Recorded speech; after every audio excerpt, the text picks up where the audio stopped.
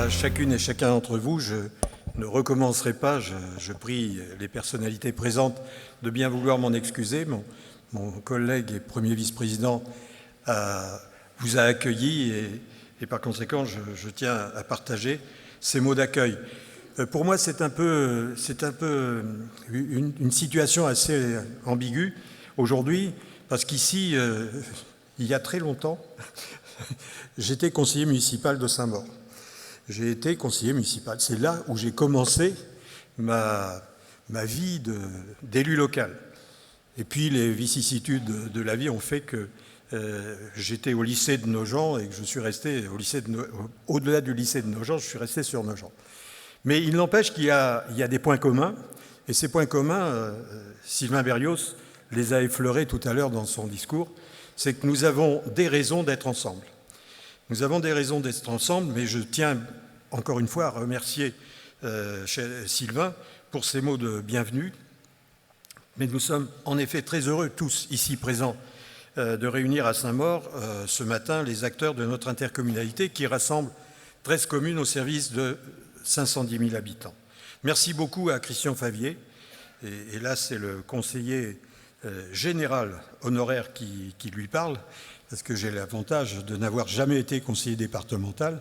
Ça a changé quand je suis parti, mais je tiens à le remercier d'être là, comme l'a fait le maire de Saint-Maur. Je voudrais saluer la présence de monsieur le préfet du Val-de-Marne, Laurent Prévost, ainsi que celle de Jean-Philippe Legueux, sous-préfet d'arrondissement, dont la présence témoigne des excellentes relations avec le corps préfectoral du Val-de-Marne. Je remercie les parlementaires, certains d'entre eux sont ici, qui nous font l'honneur d'être parmi nous. Bien évidemment, je suis très fier d'avoir à mes côtés les 12 autres maires du territoire ou leurs représentants. J'excuse Hervé Giquel, le maire de Charenton, qui doit rejoindre l'hôpital où il doit présider un conseil d'administration, mais il est représenté par sa première adjointe, Marie-Hélène Magne. Nos pensées, mesdames et messieurs, nos pensées les plus amicales vont aussi vers Olivier Daune, le maire de Joinville, qui vient de traverser une période difficile au plan de santé. Nous lui souhaitons, il est au bout de sa bataille, nous lui souhaitons de tout cœur un prompt rétablissement. Alors, ce que je voudrais, c'est excuser aussi, j'allais l'oublier, excuser l'absence de Jean-Philippe Gautret, maire de Fontenay-sous-Bois, qui a dû se rendre à des obligations familiales ce matin et qui aurait beaucoup aimé être là ce matin avec nous. Et Christian Fautré, maire de Champigny, qui nous rejoindra aux alentours de 9h30, 9h45. Je salue aussi la présence des élus régionaux, départementaux, maires adjoints, conseillers municipaux du président et de la directrice générale de la Chambre de commerce du Val-de-Marne, Gérard Delmas et Géraldine Frobert, de la présidente de la Chambre des métiers, Nicole Richard, et de vous toutes et vous tous. Depuis plus de 3 ans, vous l'avez compris, 13 communes sont liées par une communauté de destin, au service, bien sûr, de 510 000 habitants. Et vous l'avez compris dans le message qui vous a été passé à l'occasion de ce petit film, c'est que nous avons mis le citoyen de nos villes au cœur du projet. Être au cœur du projet, cela veut dire que c'est au service de cette population que nous sommes. Il faut le savoir, au 11e rang des intercommunalités les plus peuplées de France, nous devançons par exemple la communauté urbaine de Strasbourg. Il faut le savoir. Depuis la loi Chevènement de 1999, l'intercommunalité s'est beaucoup développée et dans notre pays, principalement en région, permettant le développement de pôles majeurs de compétitivité dans une logique, je dirais, de gagnant-gagnant avec les communes. Car ça ne peut pas être autre chose que cela.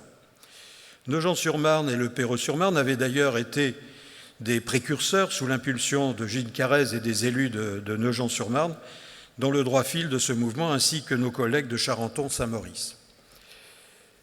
C'était une aventure qui commençait à poindre, sachant qu'à l'Est, nous avions déjà, dans le cadre d'un syndicat, travaillé entre communes aux frontières, aux limites de la Seine-Saint-Denis et du Val-de-Marne. En ce qui concerne notre territoire, nous avons pris l'habitude de travailler, y compris avec nos collègues de Seine-Saint-Denis, dans une association, cette ACTEP, dont j'aimerais saluer le travail réalisé à l'époque notamment par Laurent Lafont, maire de Vincennes, Jean-Pierre Spielbauer, Jacques-Alain Benisti, qui ont succédé à l'animation qui se sont succédés à l'animation de cette association.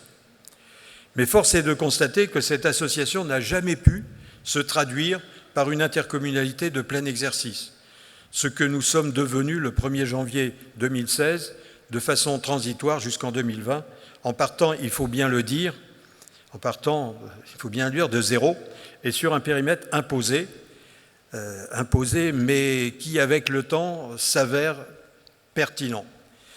Nous avions aussi l'habitude de travailler ensemble dans le cadre des contrats de développement territoriaux qui ont été laissés au placard alors que c'était des œuvres collectives qui auraient dû servir à la suite de l'aménagement et à la suite des événements sur l'ensemble des territoires qui bordent Paris. Dans un tel contexte, certains oracles nous prédisaient un avenir bien sombre. Le territoire allait déposséder les maires de leur autonomie, faire exploser la dépense publique, la fiscalité, dégrader la qualité et la réactivité de nos services publics. Au lieu de cette catastrophe annoncée, nous avons su, mes chers collègues et chers amis, nous avons su rester économes, réactifs et à l'écoute de nos maires, y compris en période de crise comme pendant les inondations liées à la crue de la Marne. Nous avons transformé notre jeunesse en un atout pour éviter de tomber dans les travers de certaines intercommunalités et nous sommes très fiers d'avoir su éviter les doublons avec nos communes. Les communes membres, comme en témoigne, je dirais, le fait que plus de 80% de nos 230 agents sont issus des transferts en provenance de nos communes, de manière à éviter une inflation de la dépense publique. Nous avons aussi veillé à fonctionner dans un esprit de coopérative de ville.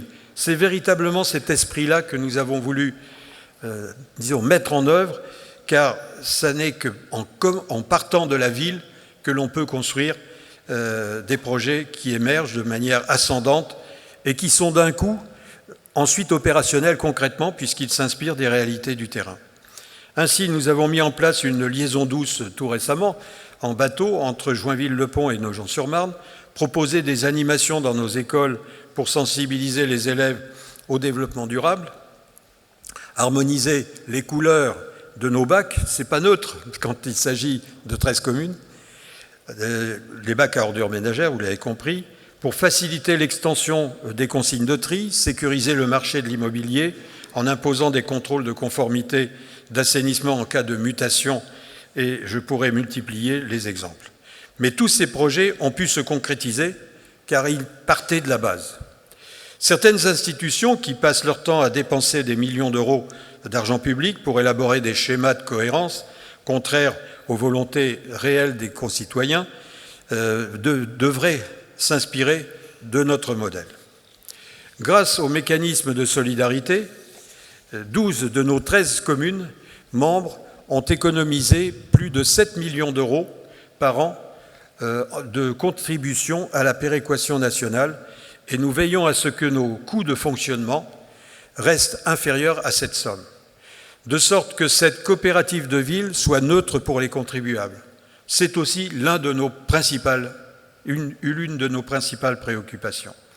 C'est notre échelon de proximité qui réalise la véritable péréquation, et par exemple, la péréquation de proximité, et par exemple, nos 13 communes participent financièrement aux dépenses de la politique de la ville, qui ne concerne pourtant que 4 quartiers prioritaires. Idem pour notre soutien, chère Charlotte, aux maraudes d'Emmaüs dans le bois de Vincennes, ce que nous avons, concrétisé il y a quelques jours avec les responsables d'Emmaüs. Et il est vrai que nous appelons Marne et Bois, nous entourons le bois de Vincennes et nous ne nous sentons pas exemptés de nous intéresser à celles et ceux qui sont obligés de passer la nuit dans le bois de Vincennes dans des conditions difficiles. Je remercie tous les agents du territoire qui, grâce à leur engagement autour du directeur général, nous ont permis, je le répète, d'atteindre ces objectifs et de nous montrer réactifs, proches du terrain, connectés aux réalités et respectueux de la diversité de nos communes.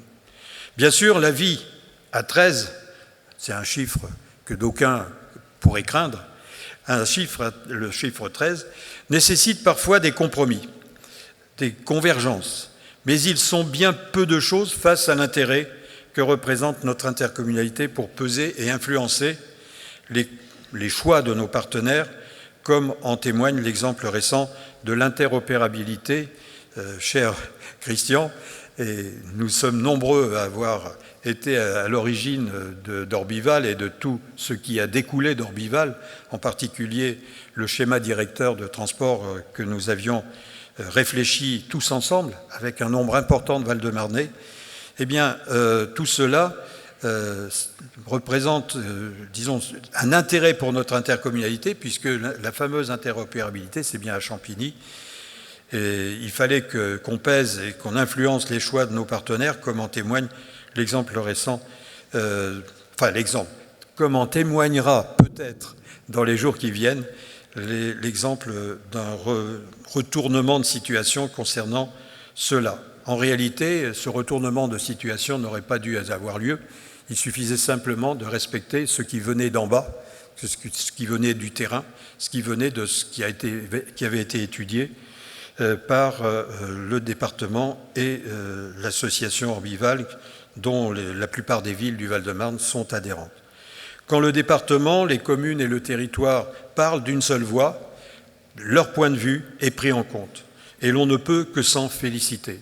Et nous serons toujours, je dis bien toujours, tant que nous existerons, parce que nous sommes dans une phase, disons, de flottement actuellement, qui, j'espère, se terminera à notre profit, nous serons toujours aux côtés des collectivités sœurs et le département en particulier. Nos maires ont compris au fil des mois que le territoire protégeait la faculté de décision des communes et garantissait le respect de la volonté des majorités municipales. Et c'est un des principes fondamentaux du bon fonctionnement d'une intercommunalité. Nous partons des communes et nous respectons les votes des habitants de chacune des villes. C'est bien la politique municipale à laquelle nous donnons un effet de levier plus important dans un cadre contractuel et collectif sur lequel nous travaillons.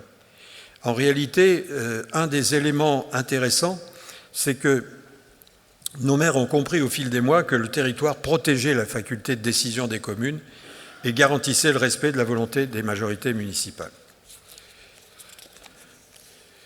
Force est de constater que nous avons aussi su exercer nos compétences sans affaiblir nos communes, dont les maires sont associés très en amont à nos décisions. Peut-être pas assez, parce que souvent on procède non pas dans l'urgence, mais des fois nous sommes obligés de réagir rapidement.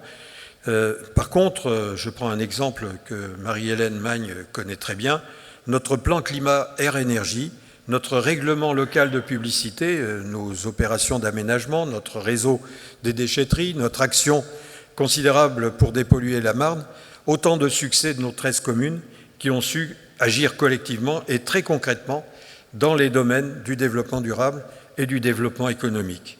Bien sûr, avec une conséquence sur l'emploi qui n'est pas négligeable. Les thématiques d'action sociale, comme les droits des femmes ou les sans-abri du bois de Vincennes, les offices de tourisme, la mise en place de la collecte des biodéchets, nous y reviendrons tout à l'heure dans la deuxième table ronde, je crois, qui abordera ce sujet. Notre territoire est une intercommunalité, contrairement à d'autres à taille humaine, qui doit continuer à défendre les intérêts de ses habitants, notamment en matière d'infrastructures de transport en commun, qui nous manquent cruellement, et il doit continuer à soutenir les grands projets portés par nos communes, par le département, par la région, qu'il s'agisse d'équipements sportifs dans des quartiers de la politique de la ville. Tout récemment, j'étais tout récemment, je crois que c'est il y a un jour ou deux, j'étais aux côtés de Jacques-Alain Bénisti à Villiers pour inaugurer un city-stade, ou encore pour les missions locales que nous mettons en réseau, et je salue d'ailleurs le directeur de la mission locale que j'ai croisé tout à l'heure, et dont nous agrandissons les locaux à Maisons-Alfort. Nous agrandirons les locaux à Maisons-Alfort dans quelques jours. Je pourrais aussi évoquer les futurs espaces de coworking, les incubateurs à Nogent, à Saint-Mandé, à Saint-Maur, à Vincennes notamment. Bref, nous ne sommes pas tombés dans le piège de l'inflation de la dépense, de la coupure du terrain, de l'éloignement de la proximité. Et nous ne cherchons pas à remplacer le maillage de proximité incontournable que sont et que doivent rester nos communes.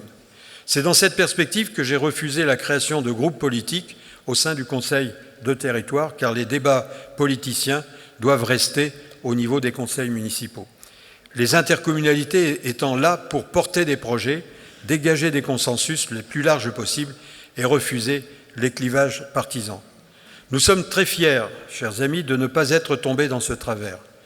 En termes de gouvernance, notre intercommunalité, qui est polycentrique, permet une vie en commun, équilibrée, où la collégialité est de mise et où une ville-centre, qui n'existe pas d'ailleurs, n'a pas de tentation hégémonique sur les autres. Nos décisions sont prises au niveau du bureau avec un principe, un maire, une voix. Ce qui est particulièrement, je dirais, efficace quand on a à discuter entre nous. Et si la majorité claire ne débouche pas, on reporte la décision et on rediscute et on essaie de se convaincre les uns et les autres.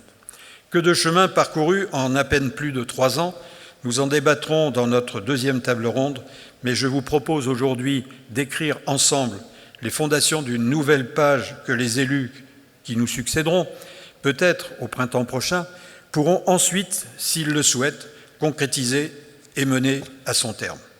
Au cours de la troisième table ronde, nous débattrons des orientations de notre projet d'aménagement et de développement durable, préambule un jour peut-être à un éventuel PLUI qui deviendra inévitable car de plus en plus de nos communes membres me disent avoir besoin d'une révision de leur PLU, procédure qui entraîne automatiquement un PLUI. Si nous ne voulons pas nous faire imposer des orientations d'urbanisme contraires aux souhaits des majorités municipales, nous ne devons pas rester muets sur ces sujets. Il est vrai que la Petite Couronne, les villes de la Petite Couronne font partie, je dirais, des villes les plus denses, les unes et les autres, avec bien sûr leurs caractéristiques, qui puissent exister en France. Il faut veiller à gérer cette densité avec beaucoup de pragmatisme, mais aussi avec beaucoup de détermination, pour faire en sorte que ces lieux de vie ne soient pas des lieux de dortoir. Il est tout à fait à notre portée d'énoncer les grands axes de ce que nous souhaitons. Une autre façon de gérer cette fameuse densité urbaine, car nous partageons ensemble la volonté de faire évoluer notre ville sur le principe de la ville durable, dans le respect des spécificités héritées de nos histoires respectives, moins de véhicules polluants sur la 4 et la 86, des espaces verts protégés et mis en valeur, des quartiers de politique de la ville rénovés, un refus de la densification à outrance et des immeubles de grande hauteur, plus de transports en commun, plus de développement économique, car nous souffrons d'un déséquilibre entre l'emploi et le logement, des berges de Marne et de Seine apaisées, un patrimoine architectural protégé et mis en valeur.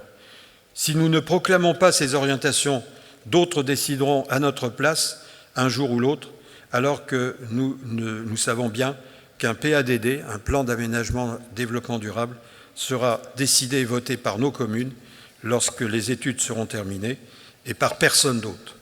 Sur un sujet aussi complexe que la publicité, vous la connaissez, vous connaissez ce sujet qui, de temps en temps, pollue les paysages de certaines de nos communes, nous avons su trouver tous ensemble un terrain d'entente, ici d'ailleurs à Saint-Maur, puisque les débats ont eu lieu dans cette ville, pour des futures règles locales de publicité plus respectueuses de notre environnement. Car l'esthétique urbaine procède de la même façon, comme le disait tout à l'heure le maire de Saint-Maur, à l'harmonie. Et c'est bien l'harmonie que nous recherchons. Sur la question du logement, nous nous sommes mis autour de la table dans le cadre de la conférence intercommunale du logement et personne n'a eu le sentiment de se voir imposer quoi que ce soit. Le partage des informations, Monsieur le Préfet, et la mise en commun des réflexions ne peuvent qu'apporter une plus-value. Mais nous irons à notre vitesse pour faire en sorte que ce soit notre volonté, nos orientations qui seront le socle du travail accompli. Je ne peux pas conclure mon introduction sans réaffirmer l'urgence de supprimer la frontière artificielle créée entre la Petite Couronne et la Grande Couronne d'Île-de-France par la loi NOTRe. La Grande Couronne, c'est notre expansion naturelle, c'est notre complémentarité naturelle. Et s'il y a bien, un regard important que nous portons, c'est bien vers la Grande Couronne, beaucoup plus que vers Paris, car de temps en temps, on s'aperçoit qu'il est très difficile de vivre avec ce grand voisin. Cette frontière administrative globale, c'est-à-dire qui est issue de la loi NOTRe, nous pénalise dans les projets d'intérêt commun, et nous savons par exemple qu'avec nos voisins de Seine-et-Marne, eh bien, nous avons des intérêts communs et nous avons la possibilité, notamment regardons Marne-la-Vallée et Chelles et d'autres villes, nous avons vraiment des vies potentiellement communes à inventer. Nous ne pouvons pas être des intercommunalités de seconde zone. Nous demandons donc notre transformation urgente en communauté urbaine de droit commun ou d'intercommunalité de droit commun, ce qui nous permettra de stabiliser et d'aller encore plus loin dans le soutien à nos communes et à la concrétisation de nos projets. Ces projets, je souhaite que le gouvernement puisse les regarder avec beaucoup plus d'attention et promeuve enfin un pôle métropolitain à l'échelle de toute l'Île-de-France qui associera, parce que ça n'est que comme cela qu'on pourra avancer, qui associera la région, les départements, les maires, les intercos, car nous vivons dans un monde où l'avenir appartient à l'ascendant, ce qu'on appelle en anglais bottom-up, et non pas à la bureaucratie qui s'enferme dans une planification subie qui nous rappelle parfois ce qu'il y avait de l'autre côté du rideau de fer. Faisons confiance au terrain, et c'est bien par cela que je terminerai. C'est du terrain que procède l'intercommunalité et la vie partagée. Faisons confiance au bon sens aussi de nos 13 maires pour construire ensemble un avenir dans le respect de nos différences et de nos particularités locales. Ce sont nos différences qui feront notre dynamique. Ce sont nos différences qui feront nos richesses à venir, car le respect de chacun permet de faire avancer un projet commun. Voilà ce que je voulais vous dire, en terminant par oui, vraiment, à Paris-Est, Marne-et-Bois, nous avons toutes les cartes en main pour réussir, et franchement, on ne trichera pas dans le jeu de cartes.